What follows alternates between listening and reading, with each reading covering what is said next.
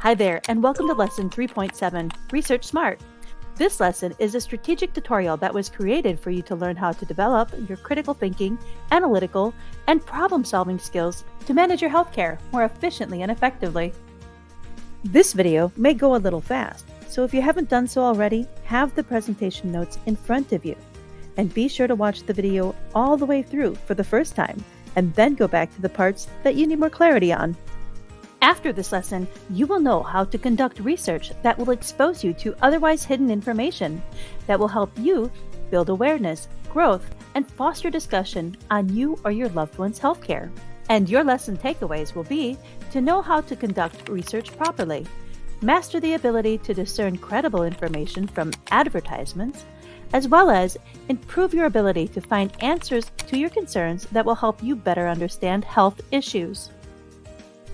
Now, in order for us to reach our knowledge goals, this video will cover the definition of research and explore some reliable resources.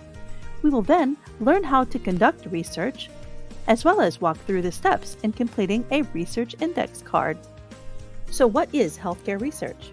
It is the act of informal study to enhance communication, critical thinking, and decision-making skills within the scope of healthcare. Now let's take a look at some reliable researching resources. The World Health Organization, otherwise known as the WHO, is a specialized agency that is concerned with international public health. The WHO focuses on communicable diseases around the globe to improve equity in health, reduce health risks, promote healthy lifestyles and dwellings, as well as respond to underlying determinants of health on an international level. The Centers of Disease Control and Prevention, otherwise known as the CDC, is the leading national public health institute of the United States.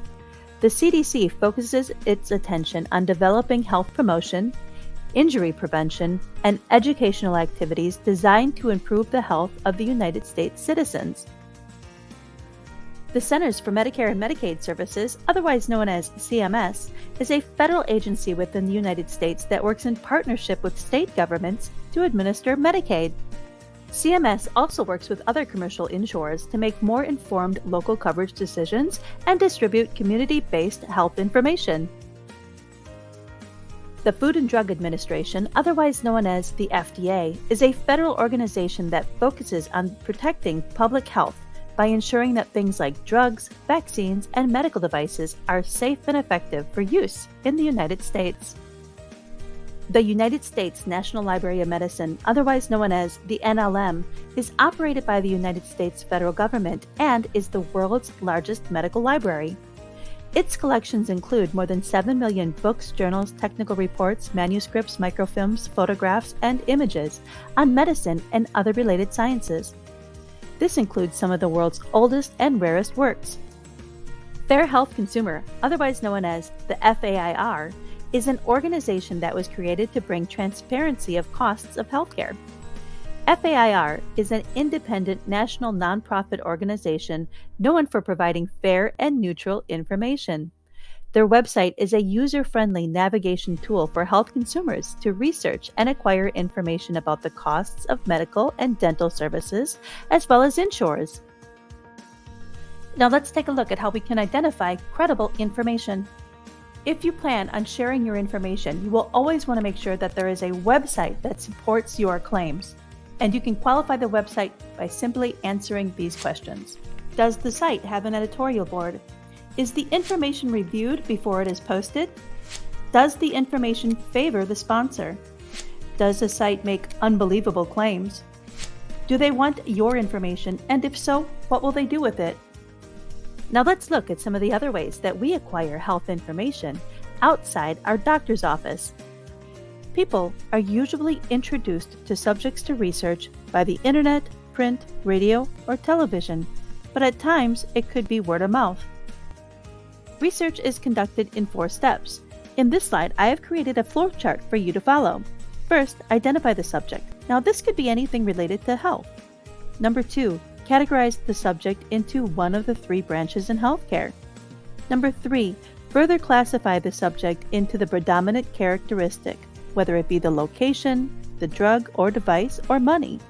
Lastly, document where you found it. At times, you'll want to share your research with another member on your care team or your provider. If that's the case, Patient Better created a tool for you to provide an organized snapshot of your findings to make communicating your research easy. So in this last chapter of this video, we're going to go through how to fill out a research index card. First, circle in where your initial interaction was, and if it's the other, explain in this field. Write down the subject or topic of your research in this field. Write down the website, and if there isn't one, go back and look for one. This is an extremely important additional step to gain credibility fast. Write down the date that you found the researched subject, and if there is any, document its initial publication. And lastly, in the comment field, write down the disease, illness, injury, or claim that the publication makes. Now remember, the less words the better. Optimal words are between 3 and 5. Lastly, let's take a look at how to talk to your provider about your research. The best time to share your findings is with a licensed professional in the treatment room. That way, they have your undivided attention. If the professional is unable to answer your question during the encounter, then simply supply a copy of your research card and then ask them to get back to you within the next couple of days via email. Now let's take a look at how to approach your insurer about your research. Approaching your insurance company about what you want to talk about regarding finances is super easy. All you have to do is give them a call. You have representatives waiting to help you out. Now remember, researching is a skill that needs to be developed and will become easier to do once you have done it the second or third time. After all, when you keep researching and developing, you are refining your communication, critical thinking, decision-making, and observation skills.